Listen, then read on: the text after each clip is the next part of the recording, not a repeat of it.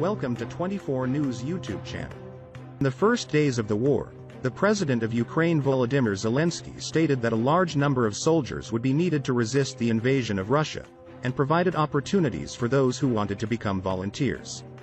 With the beginning of the occupation, a large number of volunteers, heeding Zelensky's call, began to join the Ukrainian army.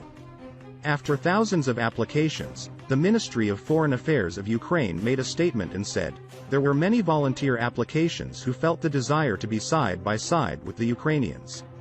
Among the applicants are mostly nationals of the United States, Great Britain, Poland, the Baltic States, Canada, Norway, Finland and Denmark. In a statement, Ukraine said, 40,000 applications have been received from the Ukrainian embassies so far. Most of the applicants were accepted and immediately taken to military training. Volunteer soldiers are not immediately sent to the battle line. After passing the military training, if they achieve all the security criteria, they serve in the necessary positions. Expressions were used. Anton Myronovich, spokesperson of the National Land Forces Academy, made a statement. If a volunteer suddenly changes his mind after signing a contract and wants to return home, no one is forcing him to fight. He can return home, the statement said. Noting that they also received a large number of applications from citizens of the Russian Federation and Belarus, Myronovich said, this is a good signal. I hope they are not those who want to engage in destructive activities from the inside, but those who want to protect Ukraine, because they understand what crimes their state has committed. But for now we have to reject them.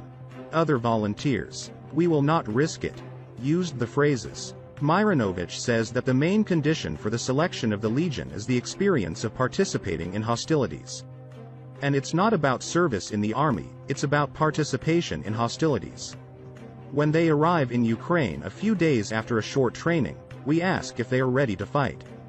If they are prepared and meet all safety criteria, we give the green light to such candidates after a thorough check, he explains. In the early days of the war, we felt like we were watching the horrific war crimes of Russian troops, says Damian Magru, the first volunteer to sign a contract with the Ukrainian army from outside. When President Zelensky spoke to foreigners, we understood that this was our opportunity to help and contribute to Ukraine's victory, and we acted immediately. The shipment of heavy weapons from the United States to Ukraine began. Victoria Nuland, Assistant Secretary of State for Political Affairs of the U.S. State Department, announced that the supply of multiple rocket launcher systems to Ukraine has begun. Victoria Nuland stated that the U.S. has begun the procurement process of portable weapon systems capable of launching multiple rockets into Ukraine and is working with other NATO allies to provide Ukraine with more of these systems. Victoria Nuland also touched on the combat capability of Ukrainian aircraft, noting that several NATO member countries are currently supplying Ukraine with spare parts for aircraft and that shipments will continue. Victoria Nuland announced that the first part of the $800 million aid package to Ukraine, announced by the USA last week, has started to be shipped. He stated that in the first stage, shipments of 7,255 mm howitzer artillery, 144,000 shells, 72 howitzer artillery carrier armored vehicles and 121 Phoenix Ghost unmanned tactical aircraft were started to Ukraine. Victoria Nuland said that when spare parts from the Allies and vehicles and equipment from the USA reach Ukraine, Ukraine will be much stronger than before.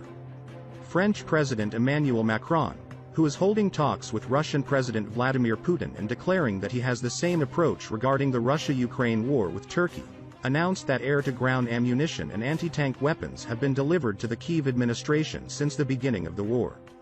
Expressing that as a part of NATO, the force in Estonia will be reinforced with French army elements in the coming days, Macron said. We will continue this effort with the same consistency and borders. We will continue to provide military and humanitarian aid to Ukraine, he said. Meanwhile, Germany did not make a statement on military equipment and ammunition after the summit, while the Berlin administration announced that it would increase humanitarian aid support to Ukraine and neighboring countries to €370 million. Off the Ukrainian port of Odessa, 2 Russian warships were moved towards the open sea by artillery fire from the Ukrainian ground troops. Serhiy Brachuk, spokesman of the Odessa Regional Military Operation Headquarters, said in a statement, Since the Russian army did not succeed in the invasion attempt, the Russian Navy continues to bombard from sea to land. They do this to intimidate the civilian population. Our land forces removed 2 Russian ships approaching our shores with artillery fire, he said. The Odessa Regional Military Administration did not give details about whether they caused any damage to the ships. Previously, Ukrainian ground forces shot down a Russian drone in the Odessa region.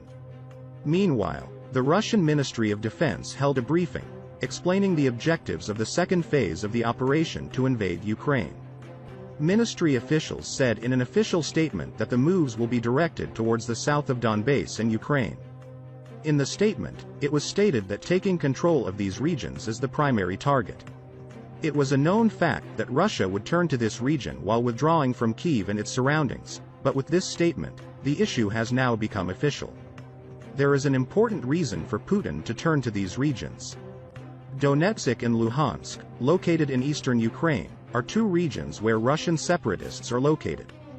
Putin declared that he recognized these regions as independent republics, thus the war between Russia and Ukraine began. Having complete control in these regions will further strengthen Russia's presence in the region and will be a great source of morale for the Russian army, which has begun to lose faith as a result of the resistance it has encountered.